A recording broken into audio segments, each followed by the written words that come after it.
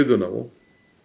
ಅವರಿಲ್ಲ, ನಾನು ತೊಗೊಳಕ್ಕೆ ಹೋಗಲ್ಲ, ನೀನು ಒಬ್ಬರೇ ಮಾಡೋಕ್ಕೆ ಹೋಗಬೇಡಿ, ನೀವು ಯಾರೋ 2-3 ಜನ ಸೇರಿ ಕನ್ಸೋರ್ಟಿಯಂ ಮಾಡಿ, ನನಗಿಷ್ಟ ಇಲ್ಲ ಅಂತೇಳಿ ಬೆಂಗಳೂರು ಏರ್ಪೋರ್ಟ್ ಬಗ್ಗೆ ಅವರು ಬೇರೆಯವ್ರಿಗೆ ವಹಿಸಿ ಅಂತ ಹೇಳಿದ್ದು. ಆಮೇಲೆ ನಾವು ಒಂದು ಕನ್ಸೋರ್ಟಿಯಂ ಮಾಡಿ ಆ ತೀರ್ಮಾನವನ್ನು ಮಾಡಿದ್ದು. ಆಗ ಒಂದು ಮಾತು ಹೇಳಿದರು, if you want to walk fast, walk alone.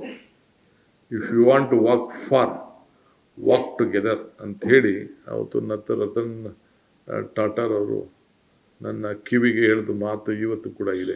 ಹಂಗೆ ಇವತ್ತು ನಂದು ತೀರ್ಮಾನ, ನಮ್ಮ ಪಕ್ಷದ ಎನಿ ಡಿಸಿಷನ್ಸ್ ಯುನಿಲಾಟರಲಿ ತೆಗೆದುಕೊಳ್ಳೋಕೆ ನಾನು ಹೋಗೋದಿಲ್ಲ. ನಮ್ಮ ಡೆಮೊಕ್ರೆಟಿಕ್ ಸೆಟಪ್ಪಲ್ಲಿ ನಾವೆಲ್ಲ ನಂಬಿಕೆ ಇಟ್ಕೊಂಡಿರೋರು. ಕಾಲೇಜೆಲ್ಲ ಸ್ಕೂಲಲ್ಲೇ ಚುನಾವಣೆಗೆ ನಿಂತವ್ನು ನಾನು. ಸ್ಕೂಲಲ್ಲೇ ಯಾರೋ ಟಿ ವಿ ತೋರಿಸ್ತಾ ಇದ್ರು, ಯಾರೋ ನಮ್ಮ ವಿದ್ಯಾರ್ಥಿಗಳು ನನ್ನ ಕೊಲೀಗ್ಸ್ ಹೇಳಿದ್ರು, ನಂದು ಸ್ಟಾರ್ ಸಿಂಬಲ್ ಇತ್ತು ಅಂತ ಏನೋ ತೋರಿಸ್ತಾ ಇದ್ರು ಅಂತ ಫೋನ್ ಮಾಡಿದ್ರು. ಹಂಗೆ ಸ್ಕೂಲಲ್ಲೇ 7ನೇ ಕ್ಲಾಸಲ್ಲೇ ಎಲೆಕ್ಷನ್ ನಿಂತ್ಕೊಂಡು ಆ ಗರಡಿಯಿಂದ ಬೆಳ್ಕೊಂಡು ಇಲ್ಲಿವರೆಗೂ ಬಂದು ಮುಟ್ಟಿದ್ದೇನೆ. ಸೊ ಹಂಗೆ ಎಲ್ಲರೂ ಕೂಡ ಒಟ್ಟಿಗೆ ಡೆಮೊಕ್ರೆಟಿಕ್ ಸೆಟಪ್ಪಲ್ಲಿ ನನಗೆ ನಂಬಿಕೆ ಇದೆ. ಸೊ ಎಲ್ಲರ ಕಲೆಕ್ಟಿವ್ ಡಿಸಿಷನ್ಸು ಇವತ್ತೇನು ನಾವು 15 ಜನ 13-14 ಜನ ಇವತ್ತು ನಾವು ಸೇರಿದ್ದೇವೆ. ಇವತ್ತು cabinet all well experienced with all section of the society. So ಈ ಕ್ಯಾಬಿನೆಟೇ ನಿಮ್ಗೆ ಹೇಳ್ತದೆ, ಈ ನಾಡಿನ ಸರ್ವ ಜನಾಂಗದ ಶಾಂತಿಯ ತೋಟ ಏನು ಕುವೆಂಪುರವ್ರು ಹೇಳಿದ್ರು, ಆ ಕುವೆಂಪುರವ್ರು ಹೇಳಿದ್ದೇ ಈ ನಮ್ಮ ಕ್ಯಾಬಿನೆಟ್ನಲ್ಲಿ ಬಿಂಬಿಸ್ತಾ ಇದೆ ಅನ್ನೋದನ್ನು ತಾವೆಲ್ಲ ಕೂಡ ಕಾಣ್ತಾ ಇದ್ದೀರಿ. ಸೊ ಎಲ್ಲ ವರ್ಗದ ಅನುಭವದ ನಾಯಕರುಗಳ ಸಹಕಾರದಿಂದ ಈ ರಾಜ್ಯದಲ್ಲಿ ಒಂದು ಉತ್ತಮವಾದಂಥ, ಒಂದು ಬಲಿಷ್ಠವಾದಂಥ ಒಂದು ನಾಯಕತ್ವವನ್ನು ಕೊಟ್ಟು, ಆಡಳಿತವನ್ನು ಕೊಟ್ಟು ಎಲ್ಲರೂ ಕೂಡ ತೆಗೆದುಕೊಂಡೋಗಿ, ನೀವು ಕೂಡ ಪ್ರಜಾಪ್ರಭುತ್ವ ವ್ಯವಸ್ಥೆಯಲ್ಲಿ ನಾವೇನು 4 ಪಿಲ್ಲರ್ಸ್ ಅಂತ ನಾವೇನು ಕರಿತೀವಿ, ಇದೊಂದೇ ದೇಶದಲ್ಲಿ ಜುಡಿಷರಿ ಮತ್ತು ನಮ್ಮ ಶಾಸಕಾಂಗ, ನ್ಯಾಯಾಂಗ, ಶಾಸಕಾಂಗ ಒಂದು ನೋಡ್ತದೆ. ಇಲ್ಲೇ ಪಕ್ಕದಲ್ಲೇ ಕಾರ್ಯಾಂಗ ಕೃಷ್ಣ ಸಾಹೇಬರು ಕೂಡ ಪಕ್ಕದಲ್ಲಿ ಒಂದು ಹೊಸ ಸೌಧವನ್ನು, ವಿಕಾಸ ಸೌಧವನ್ನು ಕಟ್ಟಿಸಿದ್ದಾರೆ. ನೀವು ಕೂಡ ಮೀಡಿಯಾದವರು ಕೂಡ ಇಲ್ಲೇ ಪಕ್ಕದಲ್ಲೇ ಇದ್ದೀರಿ. ಸೊ ವಿತಿನ್ ಒಂದು 100-200 ಮೀಟ್ರಲ್ಲೇ ನಾವೆಲ್ಲ ಒಟ್ಟಿಗೆ ಇದ್ದೇವೆ. ಸೊ ಎಲ್ಲರೂ ಸೇರಿ ಒಟ್ಟಿಗೆ ಕೆಲಸ ಮಾಡಬೇಕು. ನೀವು ಕೂಡ ನಿಮ್ಮ ಮೇಲೆ ವಿಶ್ವಾಸ ಇದೆ, ನೀವು ಟೀಕೆ ಮಾಡಿ, ಬಟ್ ಸುಮ್ಮನೆ ಯಾವುದಾವುದೋ ವಿಚಾರನ ಗೊತ್ತಿಲ್ಲದೆ ಬರೀ ಸ್ಟೋರೀಸ್ನ ಹೊಸ್ದಾಗಿ ಕ್ರಿಯೇಟ್ ಮಾಡೋದು ಬೇಡ. ರಾಜಕೀಯದ ಸ್ಟೋರೀಸ್ ಎಲ್ಲ ಮಾಡೋದು ಬೇಡ. ನಾನು ತಪ್ಪು ಮಾಡಿಲ್ಲ, ನಮ್ಮ ಸರ್ಕಾರ ತಪ್ಪು ಮಾಡ್ತಾ ಇದೆ ಅಂತಂದರೆ yes, you are most welcome. ನಾನು ಯಾವತ್ತೂ ಕೂಡ ನಿಮ್ಮ ಮಾಧ್ಯಮದವ್ರಿಗೆ ನನ್ನ ಟೀಕೆ ಮಾಡಿದವ್ರನ್ನ ನಿಮ್ಮನ್ನ ಯಾರನ್ನೂ ನಾನು ಕ್ವಶನ್ ಮಾಡಲಿಲ್ಲ. ನಾನು ತಿದ್ದಕ್ಕೆ ಕೇಳ್ತಾ ಇದ್ದೀರಿ ಅಂದ್ಕೊಂಡು ನಾನು ಅದನ್ನು ತಿದ್ಕೊಳ್ಳಿಕ್ಕೆ ಪ್ರಯತ್ನವನ್ನು ಮಾಡಿದ್ದೇನೆ. ಸೊ ಹಂಗೆ I believe in you also, because ನಿಮ್ಮ ಮೇಲೆ ನೀವೇನು ಹೇಳ್ತೀರಿ, ನಿಮ್ಮ ಕಣ್ಣಲ್ಲಿ ಏನು, ನಿಮ್ಮ ಕ್ಯಾಮ್ರಾಗಳಲ್ಲಿ ಏನು ತೋರಿಸ್ತೀರಿ, ನಿಮ್ಮ ಟಿ ವಿಗಳಲ್ಲಿ ಏನು ತೋರಿಸ್ತೀರಿ, ನಿಮ್ಮ ಬರವಣಿಗೆಗಳಲ್ಲಿ ತೋರಿಸ್ತೀರಿ, ಅದ್ರ ಬಗ್ಗೆ ಹೆಚ್ಚಿಗೆ ಜನ ಇವತ್ತು ನಂಬ್ಕೊಂಡಿದ್ದಾರೆ. ಸೊ ಅದಕ್ಕೆ ನೀವು ಕೂಡ ನನ್ನ ವಿಶ್ವಾಸಕ್ಕೋಸ್ಕರ ನೀವು ಮಾಡಬೇಕಾದ ಅವಶ್ಯಕತೆ ಇಲ್ಲ, ನಮ್ಮ ಸರ್ಕಾರಕ್ಕೆ ಮಾಡಬೇಕಾದಂಥ ಅವಶ್ಯಕತೆ ಇಲ್ಲ. ನಿಮ್ಮ ಆತ್ಮಸಾಕ್ಷಿ ಕೂಡ ನೀವು ತೆಗೆದುಕೊಳ್ಳೋಂಥ ನಿಮ್ಮ ಬರವಣಿಗೆ, ನೀವು ತೋರಿಸೋಂಥದ್ದು, ನೀವು ಏನೇನು ಸ್ಟೋರಿಗಳನ್ನು ಬಿಂಬಿಸ್ತೀರಿ, ಅದು ನಿಮ್ಮ ಕಾನ್ಫಿಡೆನ್ಸ್ಗೂ ಕೂಡ, ನಿಮ್ಮ ಸೆಲ್ಫ್ ಕಾನ್ಫಿಡೆನ್ಸು ಇರಬೇಕು, ನಿಮ್ಮ ಆತ್ಮಸಾಕ್ಷಿಗೆ ಒಪ್ಪಬೇಕು. ಆ ರೀತಿ ತಾವೆಲ್ಲ ಸೇರಿ ಮಾಡಬೇಕು ಅಂತೇಳಿ ತಮ್ಮೆಲ್ಲರೂ ಕೂಡ ಪ್ರಾರ್ಥನೆ ಮಾಡ್ತೀನಿ. ಸೊ ಎಲ್ಲ ಜಾತಿ, ಎಲ್ಲ ವರ್ಗದ ಜನರ ಸಹಬಾಳ್ವದಲ್ಲಿ ತೆಗೆದುಕೊಂಡಿರ್ಲಿಕ್ಕೆ ಅದ್ರ ಮೇಲೆ ನಂಬಿಕೆ ಇರೋನು. ನನಗೆ ಜಾತಿ ಮೇಲೆ ನಂಬಿಕೆ ಇಲ್ಲ. ಜಾತಿ ಬೆಲೆ, ಧರ್ಮದ ಬೆಲೆ, ನಮ್ಮದೇ ಆದಂಥ ವಿಚಾರಧಾರೆಗಳಿರ್ಬೋದು, ಆದರೆ ನನಗೆ ಮಾನವಕ್ಕೆ ನಮ್ಮದೇ ಆದಂಥ ಸಿದ್ಧಾಂತ ಇದೆ, ಮಾನವೀಯತೆ, ಹ್ಯುಮ್ಯಾನಿಟಿ. ಸೊ ಮಾನವ ಧರ್ಮ, ಸೊ ಅದ್ರ ಮೇಲೆ ನನಗೆ ಅಪಾರವಾದಂಥ ನಂಬಿಕೆಯನ್ನು ಇಟ್ಕೊಂಡಿರೋನು. ಅದರಲ್ಲಿ ನಾನು ಕೆಲಸವನ್ನು ಮಾಡಿಕೊಂಡು ನಾನು ಹೋಗ್ತೇನೆ. So I request all of you, ಈ ರಾಜ್ಯದ ಜನತೆಗೆ ತಮ್ಮ ಮುಖಾಂತರ ಹೇಳಲಿಕ್ಕೆ ನಾನು ಬಯಸ್ತೇನೆ, ಇದು ನಿಮ್ಮ ಸರ್ಕಾರ, ಜನರು ಕೊಟ್ಟಿರುವಂಥ ಅಧಿಕಾರ.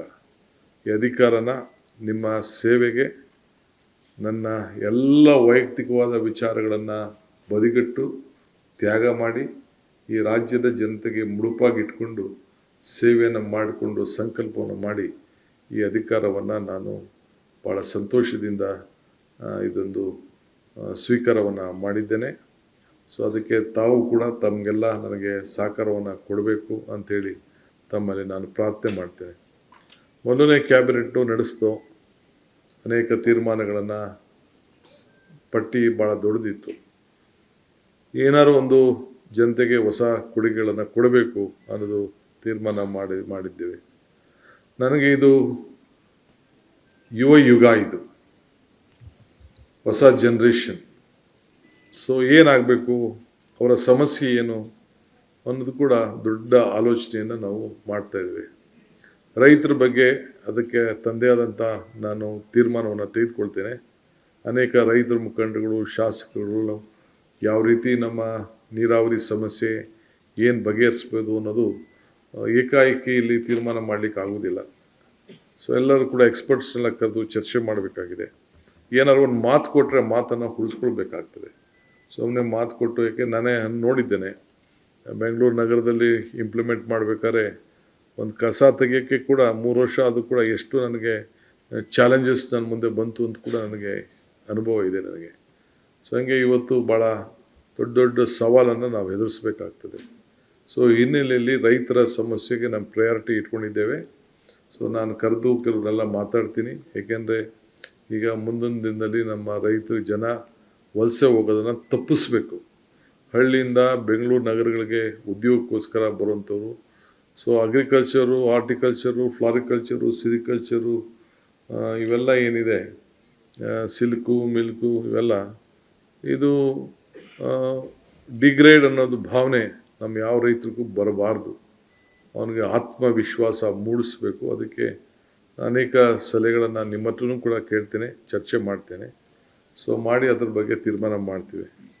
ಇವತ್ತು ಭಾಳ ಇಂಪಾರ್ಟೆಂಟ್ ಏನು ನಾವು ತೀರ್ಮಾನ ಮಾಡಿದ್ದೇವೆ ಅಂತಂದರೆ, ಫಸ್ಟು ಒಂದು ನನ್ನ ವಿದ್ಯಾರ್ಥಿ ಯುವಕರು ಅನೇಕ ಸಂದರ್ಭದಲ್ಲಿ ಹೋದಾಗ ನಮ್ಮ ಹುಡುಗರುಗಳೆಲ್ಲ ಅವರ ಬಸ್ ಪಾಸ್ ಬಗ್ಗೆ ಮಾತಾಡ್ತಾಯಿದ್ರು. ಬರೀ ಹೆಣ್ಮಕ್ಳು ಮಾತ್ರ ಫ್ರೀಯಾಗಿ ಓಡಾಡೋದು ಬಿಟ್ಬಿಟ್ಟಿದ್ದೀರಾ, ನಾವೆಲ್ಲ ಏನಾಗಬೇಕು ಅಂಥೇಳಿ ಅವರೆಲ್ಲ ಗಲಾಟೆ ಮಾಡ್ತಾಯಿದ್ರು.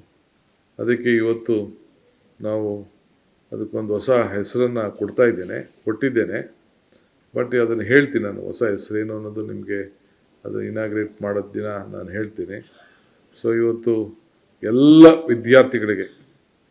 ವಿದ್ಯಾರ್ಥಿಗಳು ಯಾರೇ ಆಗಿರಲಿ ವಿದ್ಯಾರ್ಥಿಗಳು, ಸೊ ಕಾಲೇಜ್ವರೆಗೂ ಕೂಡ ಯಾರ್ಯಾರು ವಿದ್ಯಾರ್ಥಿ, ಕಾಲೇಜ್ ಇರ್ಬೋದು, PG ಇರ್ಬೋದು, PUC ಇರ್ಬೋದು, SLC ಇರ್ಬೋದು, ಎಲ್ಲ ಪಾಸ್ಗಳನ್ನು ಏನು ನಾವು ಕೊಡ್ತಾ ಇದ್ದೇವೆ, ಅದಕ್ಕೆ ಯಾರಿಗೂ ಕೂಡ ಚಾರ್ಜ್ ಮಾಡದೆ ಫ್ರೀಯಾಗೆ ವಿದ್ಯಾರ್ಥಿಗಳಿಗೆ ಫ್ರೀ ಬಸ್ ಪಾಸನ್ನು ಕೊಡ್ತೇವೆ.